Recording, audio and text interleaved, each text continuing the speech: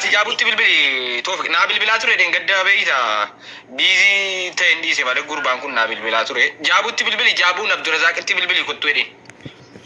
Ajireera wana Jaabuun bar.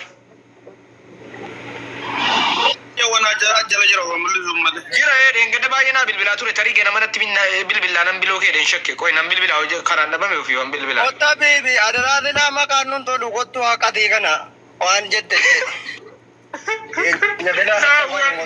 Amari saahiba daawwiti jennaadha egaa ayi maqaan naawwii badeera jedheen bare eenyu ta'e bara.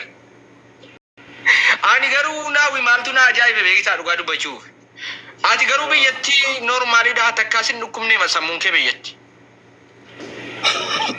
Asitti na dhukkube tokkummaa waggaa lama erga na dhukkube waa'iduma birrii irratti maraataara. Birrii waggaa lamaati maa sitti maddeen ture kanaan dura. Jechuun biyyatti fayyaa guutuu qabda. Fayyaa guutuun qaba garuu asitti maraatu ta'a. Heerumteettaa biyyatti nama biraa wayitti heerumtee. La. Wallahi waan dhaga'u deemnu nuti jibini laa wallola. Waan nu mucaan nu fe'ee mula ammoo bahimila. Yaa waan booda himamuun kaadin. Hin heerumne maal heerumna gaafattaa hin heerumne. Baay'ee baartare. Akkamitti ati suuraa tokko rabbii. Woy tokkuma mucaa jaabuun nan beeka idhaan ramfii dheeraadha kunoo jittiin kunoo. Fideelin jaabuudhaan. Qaalitti wajji suuraan kan isa jedhe. Suuraan hojii kee. Suuraan hojii kan inni. Isa jedhe sana hin beektaa qaali jechaas.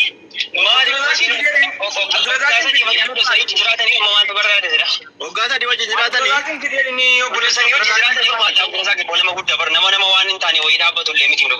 Maanta lamaali suuraa wajjin ka'uu dide gaa'oo? Maa wajjin ka'uu dide?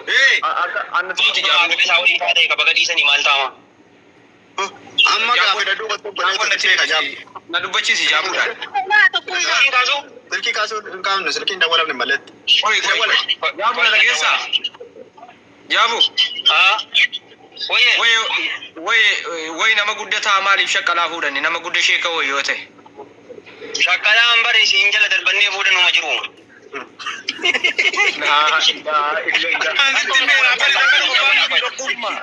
Fuudha fi karii tokkuma nama hunda fuudha jira tokkuma.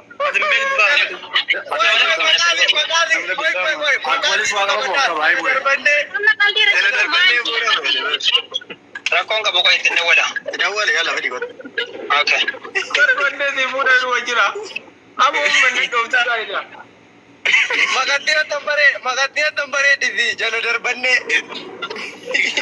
Gaddeessa Amzaa Hashimi kan biraa fuudhe natti manii kaanii rifatan beektaa naawwi ijoollee. Inni dhuffamaa Dubaayitti fuudhame hin dhuffatamaa Amzaa Hashimi intala wayii fuudhanii kaanii rifatan. Tokkummaa sitti mu'an. Wala sheekii kee wala qeesii kee irra ijoollee duuriyyootatu warra tokko itti qabdi malee Dubaayii keessatti warra duuriyyee qofatu warra tokko qaba. Warri kaan jechuudha Allahu akbar. Wallahi irrifatan amma gadda beektaa Amzaan akka warra ishee dura malee Amzaan fuudhinaan jedhanii kaa'anii akka waan cubbuutti rifatan beektaa ijoolleen natti malee. Ani eebbayyuu dhaqeedhaan fuudheera intala bicuu bareedduu tokko. Maal irrifatu ree jechuun maa rakkoo qaba fuuchummaa irrifata marii himamu. Kanaatu wayii himamaadha malee fakkeenyaa inni tokko sirnaa yoo fuudhe inni tokko sirna malee fuudha. Inni tokko yoo warri dhageessee jiraatte inni tokko warri hin dhageenye.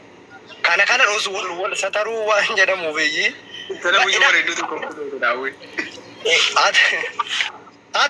Hattuun inni ilaa